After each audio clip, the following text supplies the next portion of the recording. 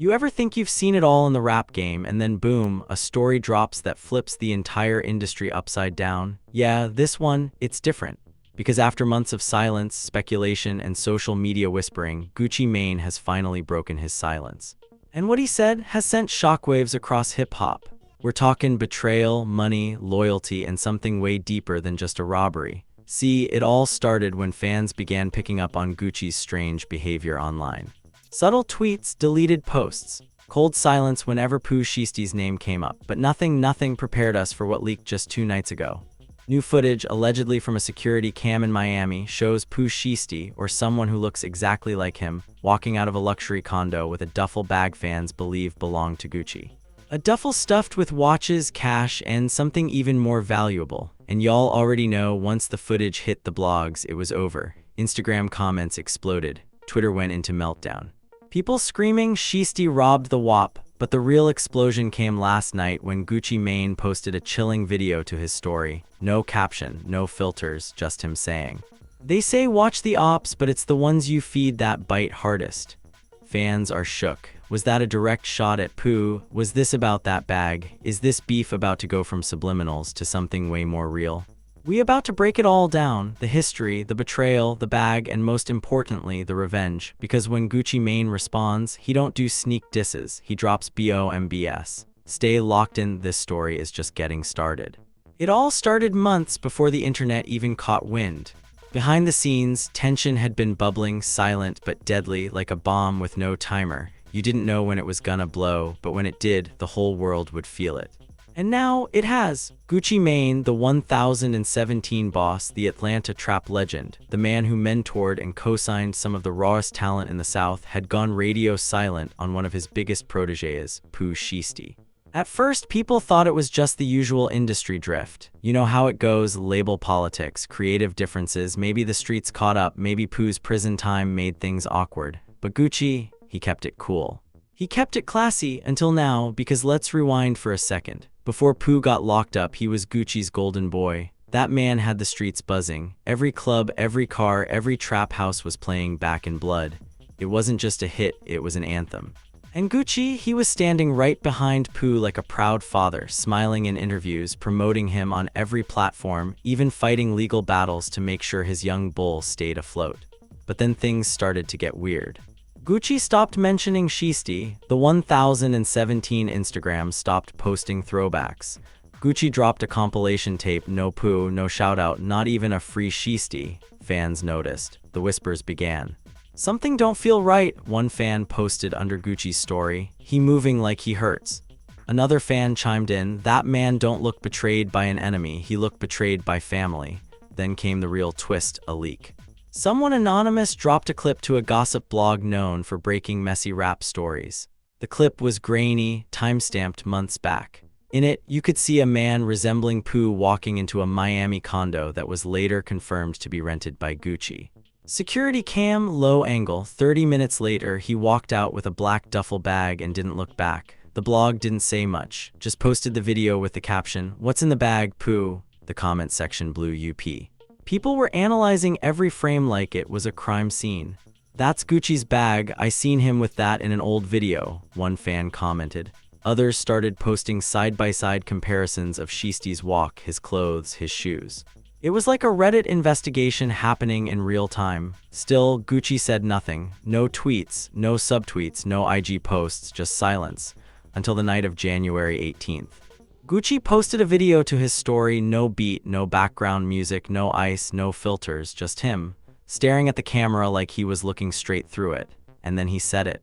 "They say watch the ops, but it's the ones you feed that bite hardest." 10 seconds, that's all it took, and the internet caught fire. Gucci's name started trending, every blog posted it. YouTubers dropped reaction videos within the hour. Fans were stunned, they knew it, they felt it. Gucci wasn't just hurt, he was out for blood. And this is where things get even darker. According to someone close to Gucci's camp, and this part ain't been confirmed, but the source claims they were in the house when it all went down, the duffel bag wasn't just holding cash or ice. It was something personal, something Gucci never let out of his sight. Allegedly, the bag held unreleased tracks, some of his father's old memorabilia, and a journal Gucci had been writing for his son Ice. A journal full of letters and reflections he planned to give him when he turned 18. The source said when he realized that bag was gone, it wasn't about the money, it wasn't even about the music. That bag had pieces of his soul in it. Now imagine that, someone you raised in this game. Someone you protected, fought for, poured money into, walking off with something that personal. It wasn't just a robbery, it was a betrayal of the deepest kind. But here's the thing about Gucci, he don't move reckless, he moves calculated. And after the story broke, insiders started noticing subtle moves. Gucci unfollowed a couple mutual friends. Then, certain producers who had worked with both Gucci and Pooh stopped posting for days. Rumors started flying that Gucci reached out to Atlantic Records and requested to remove Pooh's name from some past paperwork. Then, it got even messier. On a late-night Instagram Live, an old 1017 artist who had been quiet for years randomly popped up drunk, talking wild. "Y'all wanna know the truth?" he said. "Gucci let that man in his home, treated him like a brother. Pooh ain't just take the bag, he broke the code. That's why you don't see Gucci smiling no more. That's why you don't hear Pooh Shiesty no more. That's why this about to get real ugly." The live got deleted minutes later, but fans had already screen recorded the whole thing. It was circulating on Twitter before the man even woke up the next day. And now, people are divided. Some fans are still ride or die for Pooh. They say, nah, he would never do that to Gucci. He loyal. Others are saying, man, fame change everybody. Don't matter how solid they seem, money always shows the truth. But there's one part everybody agrees on, and Gucci ain't the type to lie about something like this. He's seen too much, done too much, survived too much to throw out a line like that without weight behind it. And while Pooh remains behind bars, silent, unreachable, Gucci's making moves. Sources say he's been in the studio every night for the last week. One of his engineers even tweeted and quickly deleted, "This new tape gonna hurt some feelings, he not holding back no more." Another industry insider claims Gucci already has a diss track locked and loaded, and it might be part of a surprise EP. Allegedly, the song is called Bite the Hand, and insiders say it's full of coded messages, street references, past favors, and moments only Pooh would understand. One line allegedly goes, "You took the bag, but you dropped the crown / you made a choice, now don't come around." And while that's unconfirmed, fans believe it fits perfectly with everything going on. Meanwhile, Gucci's wife, Keisha Kawar, has been posting cryptic quotes. Things like, "Loyalty is royalty and not everyone's royal. Silence is the loudest scream. People are reading everything, every emoji, every post. Every unfollow, every IG story background song. Even Gucci's dog's IG page, yes, he got one. Fans noticed it didn't follow Pooh no more. That's how deep this drama's gotten." What makes it worse is that this ain't just industry beef, this is personal, deeply personal. Gucci mentored Pooh, brought him into a circle that's legendary, gave him the blueprint, made sure he ate, stayed relevant, stayed safe. And if this robbery really happened, if that bag was really taken, it's more than betrayal, it's spiritual theft. And now, the world's watching, the streets talking, and Gucci, he's no longer silent.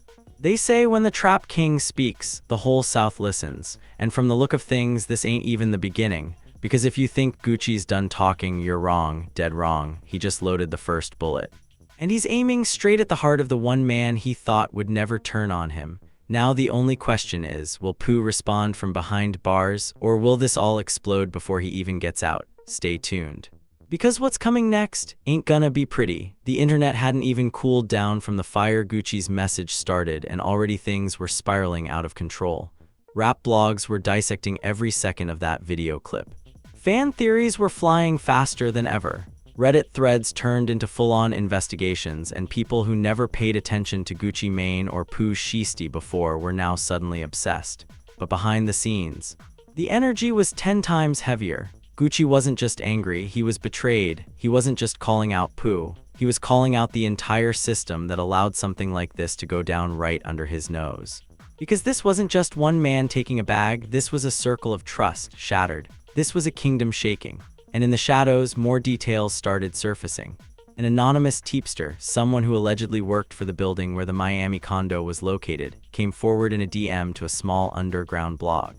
They claimed that not only did Pooh walk out with the bag, but he wasn't alone. According to this insider, 2 other people were with him. One of them was supposedly a childhood friend of Pooh's, someone Gucci never liked or trusted. And that same person had been cut off from Gucci's circle months before the incident. The blog posted the tip with a warning: if this is true, this wasn't no solo mission. This was a setup. Now it wasn't just fans watching, it was the industry, other artists, executives. Everyone started side-eyeing. Suddenly, people who used to scream 1017 4L were quiet, unreachable. Not reposting Gucci, not tagging Pooh. Neutrality had entered the chat, and Gucci noticed. A source close to him told a media outlet that Gucci had one rule in his circle: loyalty is louder than clout. You either ride with him or move out the way, ain't no in between. And now that line was being tested like never before. But here's where it gets even wilder: Gucci wasn't just reacting. He was planning, plotting, preparing. He reportedly started reaching out to people he hadn't worked with in years. Former enemies, former allies, and from what insiders are whispering, this wasn't to squash beef, this was to get receipts. Gucci was building a case against Pooh, a case against the people around him, a case that wasn't going to court but straight to the court of public opinion. And then it happened. 3 nights after Gucci's chilling message, a leaked track hit the underground. It wasn't official, it wasn't on streaming platforms, but it was Gucci's voice, raw, unfiltered, full of venom. The snippet starts with a distorted voicemail. Yo, Guwup, it's me. I ain't mean for it to go like that, I swear. It wasn't even. Then the beat drops, slow, sinister, like a funeral march, and Gucci comes in cold. I made a king, he crowned himself, Judas took my love, now I move like I'm ruthless, I gave you the bag, you gave it to snakes, now I'm cutting ties, too late to pray. Fans lost it. Within hours, Judas was trending on X. People were quoting lyrics, digging up old Pooh Shiesty interviews, trying to find any hint, any signal, any crack in the loyalty. Even mainstream blogs that usually stayed out of street rap drama were jumping in. Complex posted, Gucci's new snippet might be the most personal diss since Nuz, Ether. But while all this was playing out online, something offline was bubbling. One of Pooh Shiesty's cousins, someone known to hang around his circle, posted a flick from jail visiting hours. The caption, all I'ma say is everybody playin' dangerous till real ones step out. Threat, warning, coincidence, nobody knew, but Gucci's fans weren't taking it lightly. The comments were filled with things like, better be careful who you talking to, and Guwup, don't play that passive-aggressive SHT. Meanwhile, Keisha Kawar, Gucci's wife, who rarely says much unless it's about family or business, posted a story showing the famous black duffel bag in an old photo. Then she added a caption that set the internet off. It wasn't about the money, it was about the memories. Now fans knew, the rumor was real, the bag did have something more than cash. And then came another twist no one saw coming. Pooh Shiesty's mother, who had always kept a low profile, allegedly made a private post to her Facebook, which someone screenshotted and sent to media pages. It read, "They using my son's name for clout. He locked up and can't speak, but God gone, reveal the truth." Now people were split. Hardcore Pooh fans were rallying, saying this was a setup, an industry stunt, maybe even a distraction from something bigger. He's in prison, how he supposed to be robbing anybody? One post read, I don't care who mad, she said, sipping wine. I remember when Gucci found out that bag was gone, man was pacing back and forth, heartbroken. That journal, that was everything to him. He cried, y'all don't even know. Gucci cried over that bag. The comments were blowing up. Not Guwup crying, this deep as hell. Ain't no way this just about money. And that's when people truly realized this wasn't just a robbery. This was emotional warfare. Because if that journal was real, and if what was inside meant that much to Gucci, then Pooh didn't just take something physical, he took something spiritual. And in Gucci's world, that's unforgivable. But here's the craziest part, the story still wasn't done. Out of nowhere, Gucci's team released a teaser trailer for an upcoming project. No name, no features, just black and white visuals of Atlanta intercut with footage of snakes slithering through grass. The audio, Gucci's voice whispering, you never know the devil until he's sitting at your dinner table. Fans went crazy. Was this the diss tape? Was it a documentary? A visual album? Nobody knew, but everybody was ready. And in the meantime, more artists began reacting. An old-school Memphis rapper posted, I told folks years ago, watch who you bless, not everyone grateful. Another Atlanta legend tweeted, Guwup don't move for nothing. If he movin' like this, somebody messed up bad. And now, the divide is deep. Some fans are siding with Gucci, calling this the ultimate betrayal. Others are defending Pooh, saying he being framed because he can't defend himself while locked up. But one thing's for sure, everyone's watching, and Gucci, he's not backing down. Sources say he's planning something major, a public statement, a surprise drop, maybe even a sit-down interview. But until that happens, he's letting the music talk. And when a man like Gucci Mane chooses silence and then breaks it with venom, you better believe that message was meant to land. No cap, no filter, no mercy. When part of the truth gets out, it's dangerous. But when all of it starts slipping, that's when the empire starts shaking. And right now, Gucci Mane's world was rumbling under pressure. Fans didn't know whether they were witnessing a rap beef, a betrayal saga, or something far more spiritual. But what they did know was, this story had layers, and Gucci wasn't even halfway done telling it. Because late that night, without any warning, Gucci posted 3 photos to his IG grid. No captions, no tags, just images. The first one, a black and white picture of his old self, pre-prison, iced out, eyes empty. The second, a photo of a journal page with blurred out handwriting and one line highlighted in red, "Never let hunger blind you to who's feeding you." The third, a candle lit next to an empty chair. It was symbolic, haunting. Fans instantly knew this wasn't a rollout, this was a message, and that message echoed loudest in the streets. Whispers started rolling through Atlanta. People who had once been in 1017's circle started getting phone calls, texts, even warnings. Apparently, Gucci was on a mission, not for violence, not for headlines, but for clarity, for answers, for the kind of closure that couldn't be faked in a press release. He wanted to know why Pooh, why the betrayal, why that bag.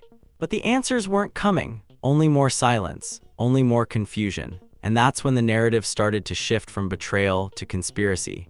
A source, someone deep inside the Memphis scene, hit up a mid-tier YouTube blogger with an anonymous email. They said they had proof that this wasn't just Pooh acting solo, that a few local street figures, ones who never vibed with Gucci's growing reach into Memphis, had been planting seeds for months. They wanted Pooh to move different, the email read. Gucci had him focused on music, the streets wanted him focused on them. It continued, Pooh didn't just take that bag, he made a choice. And now he's stuck with it. And that's when fans realized maybe this wasn't about a bag, maybe it wasn't about a journal, maybe it was about control, power, influence, the pull between fame and the streets. But while fans debated, Gucci kept moving. He showed up to a radio interview unannounced, dressed in all black, not his usual flashy self, no big chain, just a silver bracelet with Ice's name engraved in it. The host, clearly nervous, tried to keep things casual, but Gucci didn't let it slide. "You know what hurt," he said, leaning in. "It wasn't losing the bag, it was realizing I didn't lose it at all. I gave it to somebody who never valued it to begin with." The studio went silent. And then he added something that made jaws drop. "I knew something was off before the bag even went missing. I felt it in the energy. The room felt cold. My own people started avoiding eye contact. You know how that feel? Like watching a family portrait fade in real time." It was raw, honest. You could tell Gucci wasn't reading lines, he was bleeding truth. After that interview, more dominoes started falling. One of Gucci's longtime producers, Zay, tweeted something cryptic. "Betrayal don't always hit with a bang. Sometimes it creep in wearing a smile." And just like that, another wave of speculation began. Was Zay talking about Pooh? Was he in the studio when things started turning? Did he know what was in that bag? The blogs ate it up. Fans demanded a full explanation. Meanwhile, the audio for Bite the Hand leaked, the full version this time. No cuts, no mutes. And it was scathing. Gucci didn't hold back. He named no names, but every bar pointed in one direction. "I took you out the mud, gave you room in the palace, you traded love for clout. Now that bond turned malice, I taught you how to eat, how to move in the silence, you flipped the plate I gave you, now I'm moving in violence." The last line of the track chilled fans. "One day you gone, tell your son how you betrayed a king." Nobody could believe it. Gucci had put his whole heart into a diss, not just for revenge, but for release. This wasn't just about rap, it was about heartbreak.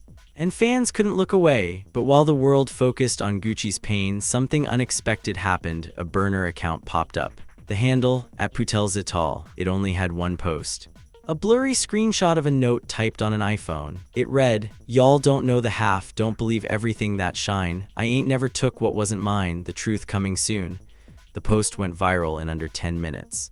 Fans were divided again. Was this Pooh? Was it his cousin, his girl, someone trolling? Nobody knew, but the possibility of Pooh finally saying something, it shook the algorithm. Now Gucci had 2 fires to put out, the betrayal and the mounting pressure to prove it. because the streets weren't gonna stay quiet forever. If Pooh had defenders, and he did, they were going to talk.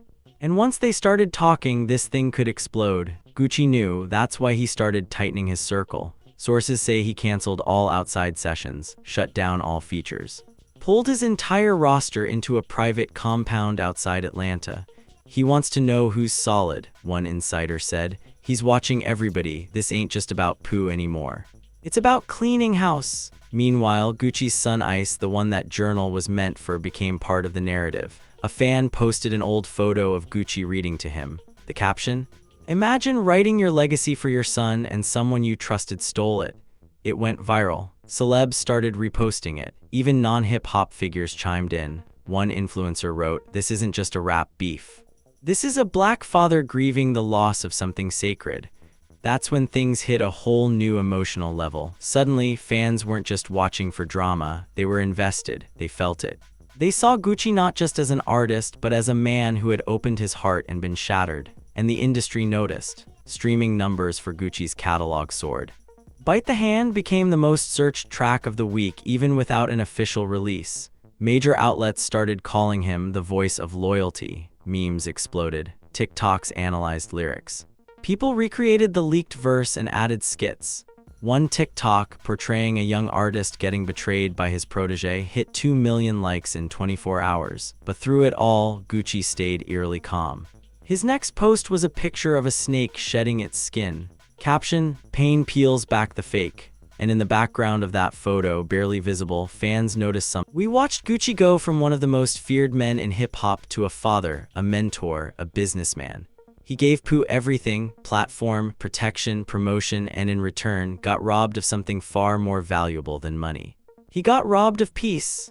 That tweet went viral, retweeted by artists, producers, even politicians who don't usually chime in on hip-hop beefs. It wasn't about rap anymore. This had turned into a story of generational trauma, misguided youth, and what happens when the street code collides with the industry. And then, Gucci dropped one last bomb. He posted a video on Instagram, no music, no effects. Just him holding the actual journal from the duffel bag. He opened it to a page that had survived. The handwriting was rough, but the message was loud. "To my son Ice, if you ever read this, I want you to know I tried. I tried to do right. I tried to teach love in a world full of hate. But sometimes the ones you save become the ones you fear." That post got over 1 million likes in 1 hour. Celebs commented, "Stay strong, OG. This hit different. You speaking for all the men who ever got crossed by someone they loved." Pooh Shiesty still hadn't responded publicly. No statement, no live, no diss, just silence. But fans were starting to wonder, what could he even say at this point? Because no matter what angle you looked at it from, the damage was done. The bond was broken, the story was written, and the truth? It might have already bled out word by word, bar by bar in Gucci's verses. But Gucci wasn't bitter. He wasn't screaming revenge. He had moved past that. His final words in a recent radio interview said it all. "At the end of the day, I ain't mad, I'm just different now. The old me might have looked for payback. This version of me, I'm just documenting the pain, turning my scars into stories. So my son don't have to guess what broke me." And with that, the story reached a place that most rap beefs never do: closure. Not resolution, not forgiveness, but a cold, hard closure. Gucci Mane stood tall, not as a victim, not as a villain, but as a witness. A man who watched his loyalty get tested, his trust get shattered, and still came out alive. Pooh Shiesty, his legacy is now split down the middle. Some say he's a product of pressure, others say he made his choice. But either way, the silence speaks volumes. And for the culture, this was a wake-up call. This was what happens when clout collides with character, when ego outweighs ethics. When diamonds can't cover up damage. And even though the black duffel bag might have been returned, the weight it carried will be remembered forever. Because Gucci Mane didn't just lose a bag, he lost a brother. And the streets, they'll never forget. And now that you've heard the full story, the rise, the betrayal, the silence, and the scars, it's your turn to speak. Because this story ain't just about Gucci Mane and Pooh Shiesty. It's about real life. It's about you. How many of y'all have been betrayed by someone you helped, someone you fed, someone you would have fought for, only for them to turn around and rob your heart cold? Is Gucci overreacting, or did Pooh Shiesty really cross a line that can't be uncrossed? Was it just a bag, or was it everything that bag represented: trust, loyalty, legacy? Was this a solo move, or was Gucci the target of something way bigger? We want you to sound off in the comments. Tell us what you think really happened. Do you still ride with Pooh, or has Gucci earned every right to expose the truth the way he did? Smash that like button if you've ever felt that kind of pain, the pain of betrayal from the ones you loved most. Hit subscribe if you want more raw, real, and unfiltered stories just like this, because we don't just report, we reveal. And don't forget to ring that notification bell so you never miss a moment when the next bomb drops. This isn't just a beef, this is a lesson in loyalty, and trust me, this story's not finished. New footage, new voices, new truth, it's all still unfolding. You think it's over, but it's just getting started. Stay tuned, we got more.